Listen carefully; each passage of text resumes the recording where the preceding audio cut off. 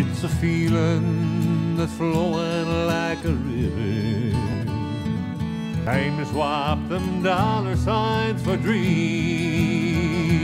There's a river running through it and it flows through you and me. I'm John Osborne, broadcasting from Spokane, Washington. Today we'll be talking about Washington State University and the threat to community drinking water. Now, Washington State University is a land-grant university that's located in eastern Washington because of access to groundwater. So the Palouse country of eastern Washington is this rolling, arid landscape. There are vantage points from which to look at the Palouse, and when you're standing there and you're looking out across this landscape, it's really spectacular. Rolling hills, very dry, and a stark contrast to Seattle and western Washington. Communities located on the Palouse depend on groundwater for their drinking water. So when you open up your tap in your kitchen, the water that comes out is really good. I mean, it's really good water. It's also very old. It's about 10 to 20,000 years old. It's like the water in many of these basalt aquifers in eastern Washington and on the Columbia Plateau.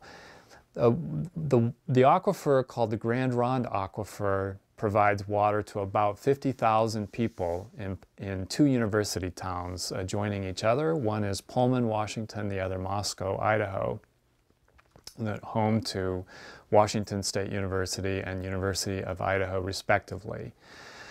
The water that comes from the Grand Ronde Aquifer is in decline.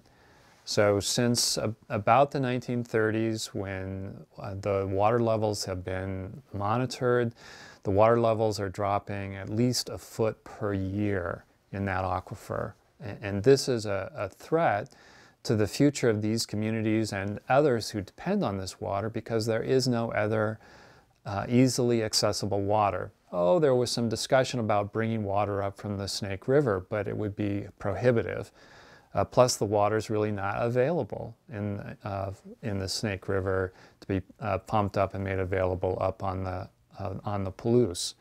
In the late 1990s, Washington State University decided to expand its golf course to an 18-hole golf course, primarily to serve its alumni.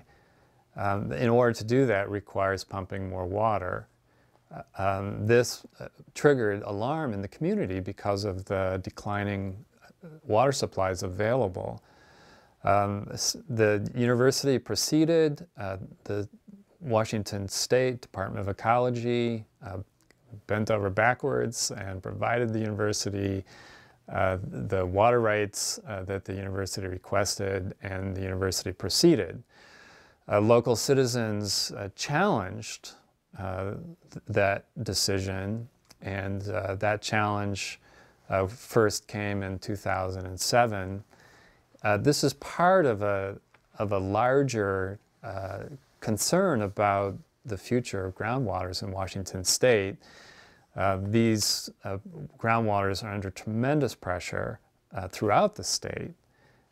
At about the same time that Washington State University was planning to expand its golf course, municipalities in Washington State were looking at how to get hold of more water. And in 2003, the state legislature passed a bill called the Municipal Water Law. This is significant because the university is using that new law to defend the decision to obtain water for its 18-hole golf course. The 2003 law eventually made its way to the state Supreme Court, and the state Supreme Court said, bring us an example. And so the Washington State University has statewide significance because it really is the first example of how this law threatens groundwaters throughout the state. The challenge was brought by an individual, Scotty Cornelius, and also two organizations, the Palouse Water Conservation Network and the Palouse Group of Sierra Club. Scotty got involved in this case because he loved this park that was adjacent to the small golf course called Round Top. Scotty was a caretaker for the park. He came to realize that the proposal for the 18-hole golf course would wipe out a substantial part of the park and also destroy this historic carriage road. The proposal also opened his eyes to what was going on with the aquifer, and it was really the portal of entry for him in understanding the threat to the community's water supply. People all over the world depend on groundwater for their drinking water. And even here, where we have a land-grant university and a very well-defined aquifer problem, we still can't get it right here. We still are pressured by our administrative and political leaders to develop an amenity that uses a resource which cannot be replaced. And Scotty really sounded the alarm and worked with others in the community to question what the university was doing. It's interesting because, in part, the Washington State University lays claim to a commitment to sustainability. Many of their graduate programs are focused on sustainability. If you go to their website, sustainability is really a catchword for the university. Yet the one resource upon which 50,000 people depend on the Palouse in this area is this groundwater. And despite claim to sustainability, the reality is the university is aggravating a very serious problem and threatening not only its own survival, but the survival of the community. Where we are with this case is that it is currently in the Court of Appeals and is proceeding up, and we fully expect that this case will be breaking new ground as it relates to water law in Washington State. And that's today's program. Thank you for listening.